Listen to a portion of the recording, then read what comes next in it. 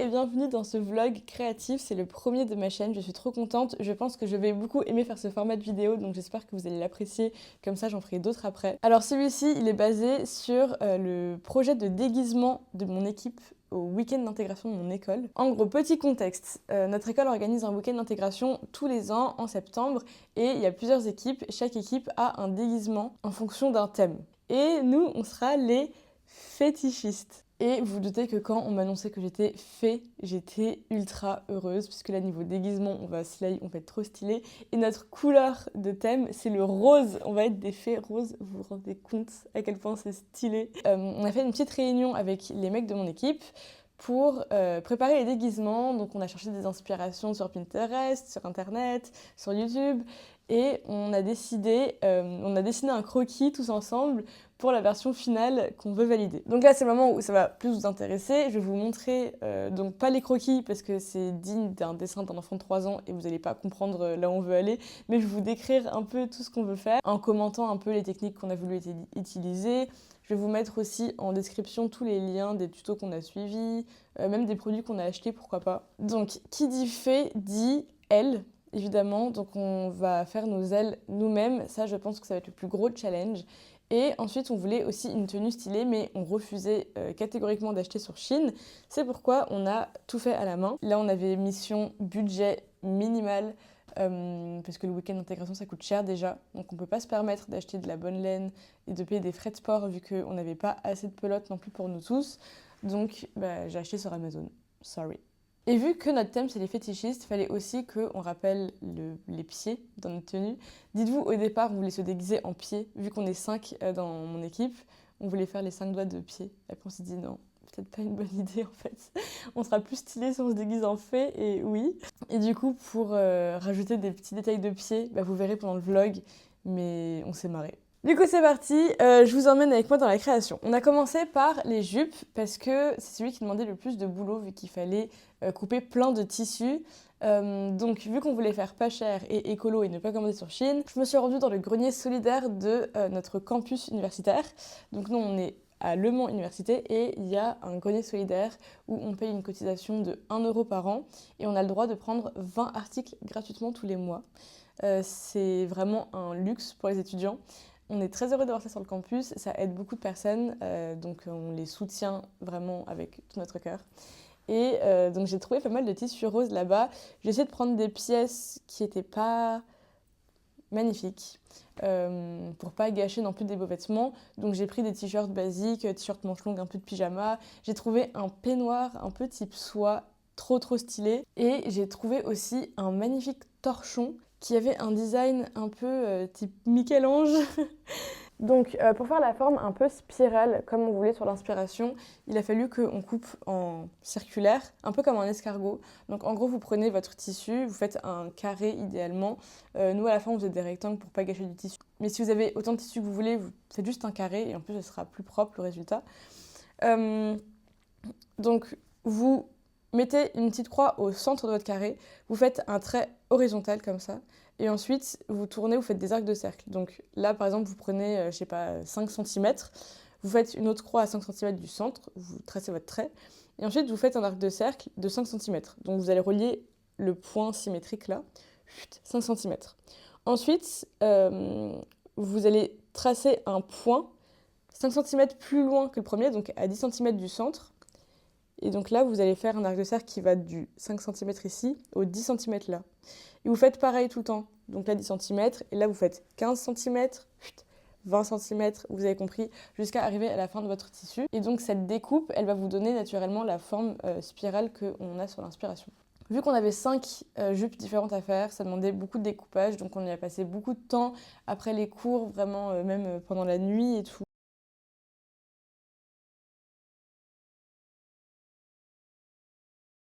On manquait un peu de tissu et j'ai eu énormément de chance. Je suis tombée sur des tissus dehors.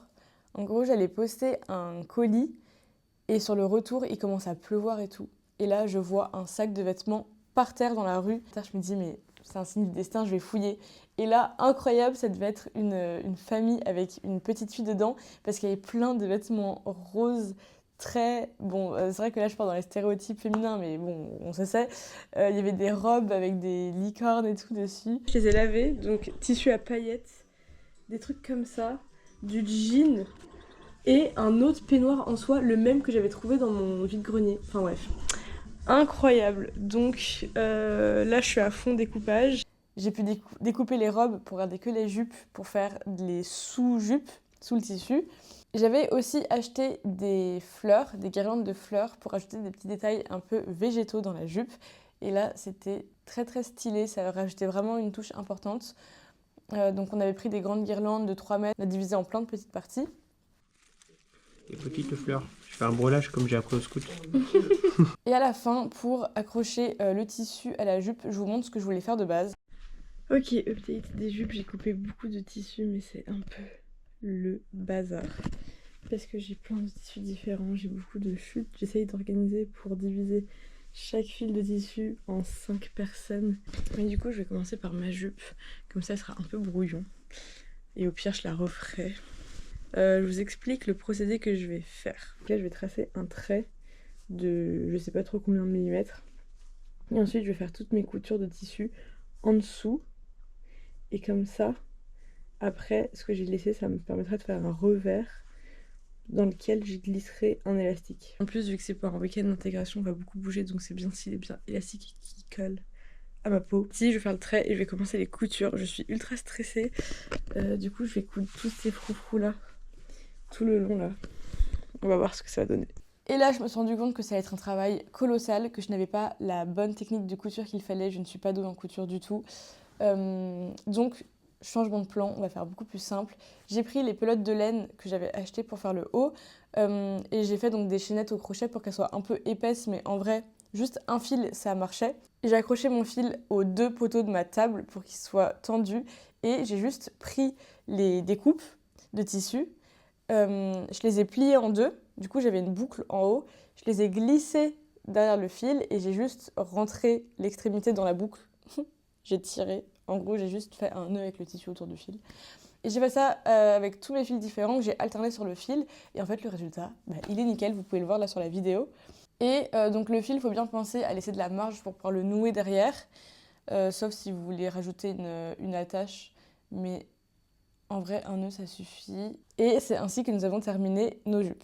Maintenant, je vais vous parler de nos hauts.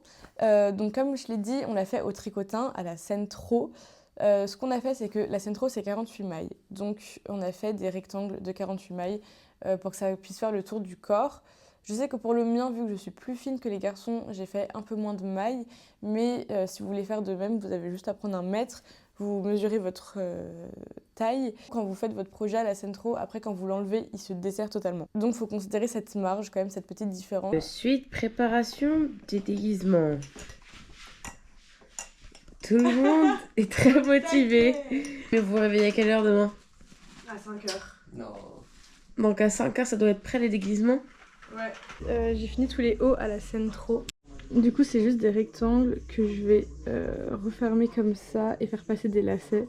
Du coup, je vais faire des lacets avec les mêmes tissus avec lesquels j'ai fait les jupes. J'ai plein de chutes, du coup, je vais me servir de ça. Et après, il faudra aussi que je fasse des bretelles, toujours avec les mêmes tissus. Ok, du coup, ça donne... ça, c'est le mien, du coup, ça, c'est mes lacets. Ça rend bien, mais du coup avec ma poitrine, en fait ça dessert plus en haut qu'en bas. Du coup ça fait un peu un déséquilibre vu que le rectangle il a la même dimension que ce soit en haut ou en bas. Mais ça fait quand même un résultat qui est trop mignon, on adore. Sachant qu'on va glisser les ailes là, vous verrez après. Et du coup ça c'est les bretelles, mais comme là il y a déjà une couture, la machine ça passe pas pour coudre toute cette épaisseur. Du coup je vais le faire à la main. Mais trop mignon, du coup il y a un petit rappel avec le lacet derrière, c'est trop choupi. Et on arrive au fameux moment des ailes. Donc les ailes, c'est ce qui me faisait le plus peur. Et donc là, mes copains m'ont énormément aidé pour les faire. J'ai commencé à faire la première et ils ont fait les autres. Donc vraiment, ils m'ont fait gagner beaucoup de temps puisque j'avais toujours pas terminé les jupes et les hauts la veille du week-end d'intégration vu qu'il fallait le faire en 5 exemplaires. Donc pour les ailes, on a acheté, là je vais tout vous mettre en description, du fil de fer, du papier sulfurisé un peu, transparent mais à nuance rose, Donc là, ce que j'ai fait, j'ai scotché plein de feuilles blanches pour me faire un gros plan de travail que j'ai mis au sol. Et dessus, j'ai dessiné les ailes que je voulais. Donc là, ce que vous pouvez faire, c'est mettre un projecteur, si vous voulez être très précis, sur vos feuilles blanches. Et comme ça, vous tracez exactement le dessin que vous voulez. Moi, je l'ai fait un peu au feeling. Donc d'abord, j'ai fait l'aile droite. Et vu que j'avais plusieurs feuilles scotchées, ça me faisait une sorte de quadrillage. Donc c'était facile de faire la symétrie. Après, j'avais un peu des points de repère. Donc au crayon à papier, voilà, basique. Et ensuite, avec mon coloc, on a commencé à dérouler le fil de fer et à faire les formes de l'aile. Sauf qu'en fait, il y avait beaucoup de tension quand même dans le fil de fer. Vu qu'il était enroulé de base, c'était très compliqué de lui donner la forme qu'on voulait et surtout que la forme se garde. Donc on a commencé à taper avec des marteaux partout. Heureusement, en ce moment, on n'a plus de voisins en dessous. L'appartement, il est alloué parce que sinon, il aurait pété son crâne. Vraiment, je crois que pendant 30 minutes, on tapait comme ça sur le fil de fer, c'était horrible. Et on a quand même réussi à la fin de donner la forme de l'aile qu'on voulait. Comment faire pour les attacher? Je vous donne le tips maintenant. Donc vous faites la partie droite ou gauche de l'aile. Quand vous arrivez au centre, avant de passer à la partie droite, vous prenez du fil et vous faites un U, comme ça, vers le bas. Puis vous remontez, et là vous faites la symétrie. Et cette partie-là, vous pouvez juste la glisser derrière un t-shirt. Ça va tenir tout seul, comme par magie, youpi. Juste si vous mettez un t-shirt qui est trop haut au niveau du col, et du coup vos ailes seront plus hautes. Nous, avec la Sentro, vu qu'on avait juste un rectangle, le haut il s'arrêtait ici, du coup quand on glissait notre fée, enfin nos ailes de fée, les ailes elles commençaient ici, dans le dos, vous imaginez bien, et c'était parfait. Mais de toute façon, vous pouvez aussi ajuster le fil de fer en fonction de la hauteur que vous voulez donner à vos ailes. Ça, je vous laisse être créatif et vous débrouiller comme vous voulez, mais le fil de fer, vous pouvez vraiment faire tout ce que vous voulez, ça c'est super. Et pour mettre le film transparent sur les ailes, là c'était une autre histoire. Donc là, c'est plus mes colocs qui s'en sont chargés, ils ont bien galéré, mais ils ont été trop forts. Donc au départ, on voulait le faire avec un briquet parce qu'on avait vu ça sur un tuto, et en fait ça marchait pas trop. À la fin, ils ont fait au fer à repasser.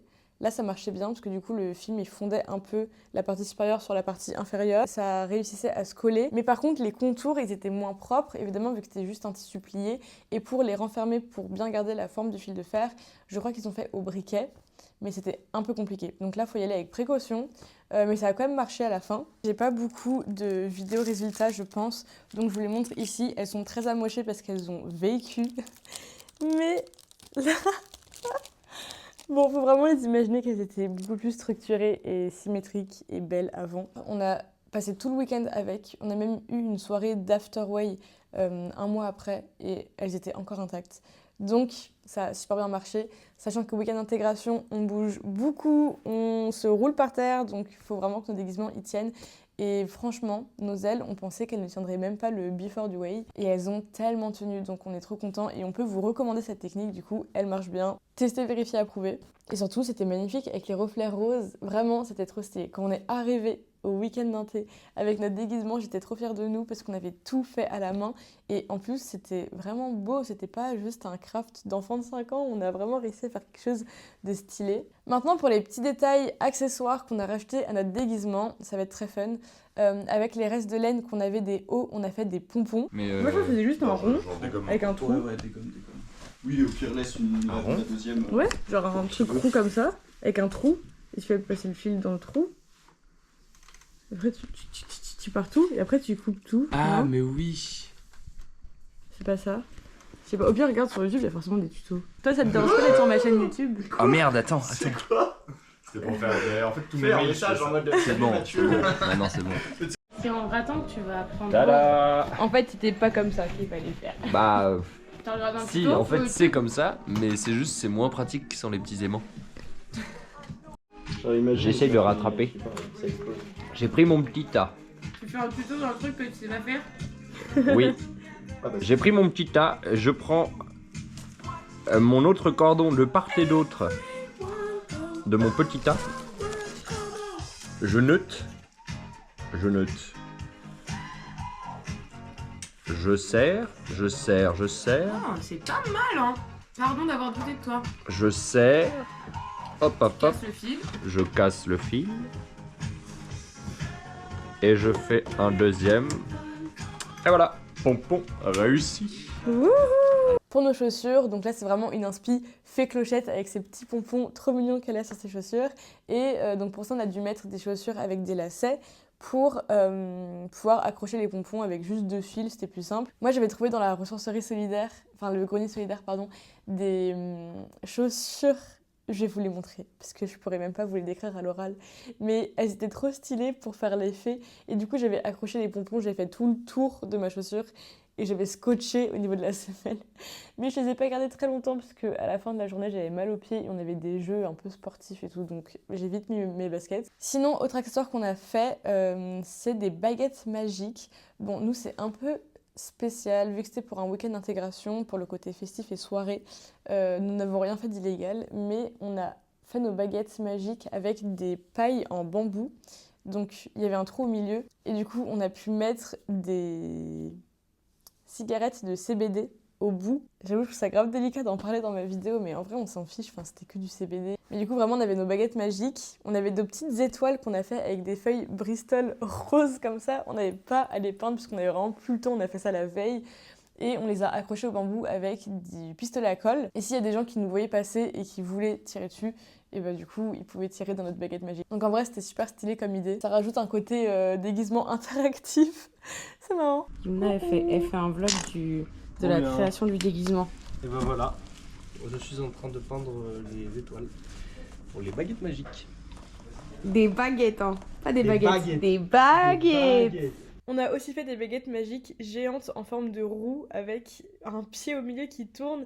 Il y avait des gages dans chacun des bras de l'étoile. On les a rajoutés à des grands bouts de bois et du coup ça faisait un peu drapeau aussi quand on se baladait, c'était trop bien. Et comme ça on était bien visible et repérable par notre équipe. Autre détail du costume, c'est les faux tatouages. Comme ça on pouvait être des fées un peu plus stylées. On avait des pochoirs sur la nature avec des papillons, des ailes, des fleurs, des feuilles. Et j'ai pas filmé mais on a fait un tatouage commun de la fée clochette, tous les 5 sur notre épaule. C'était trop mignon. Donc comme je vous l'ai dit en début de vidéo, fallait qu'on s'associe aux pieds. Et du coup, je vous montre les images. On a imprimé et fait plastifier plein de pieds.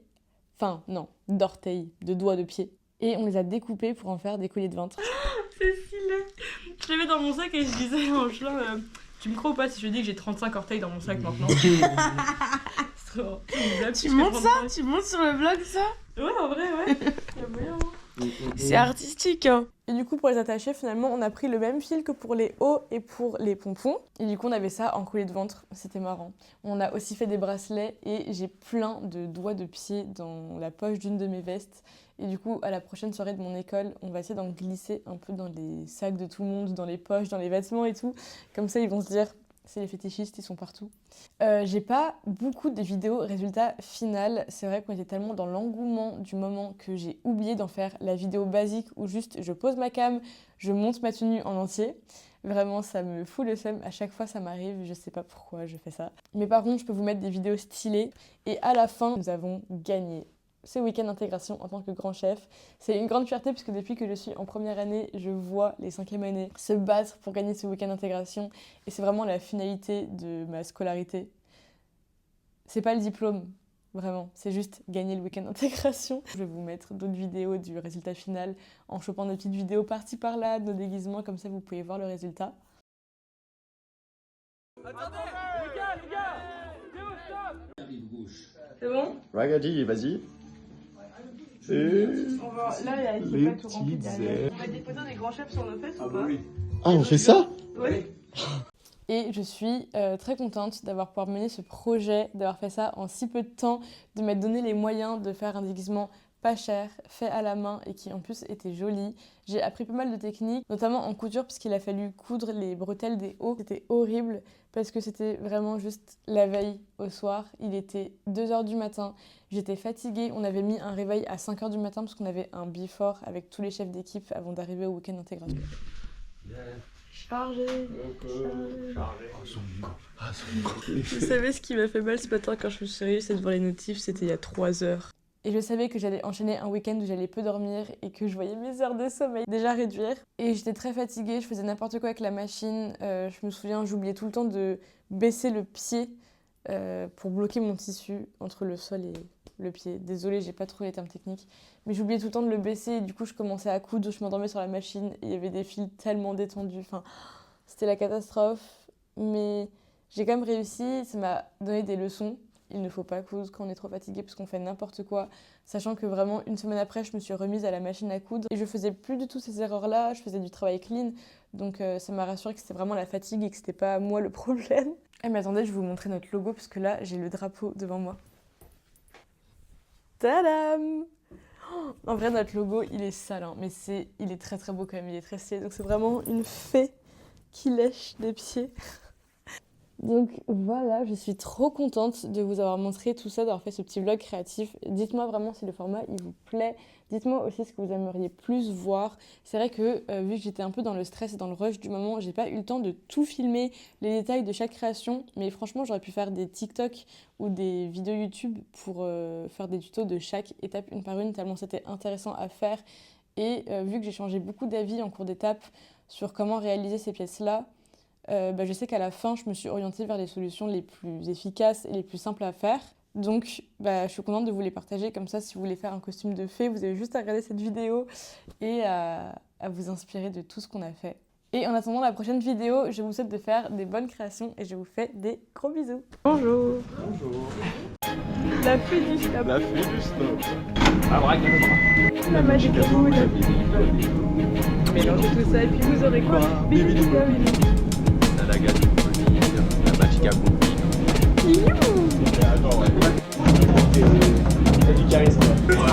J'annonce, on gagne. Tu feras un petit cut à ce moment-là sur le résultat des gagnants. Même si on perd, tu mettras ce cut et voilà.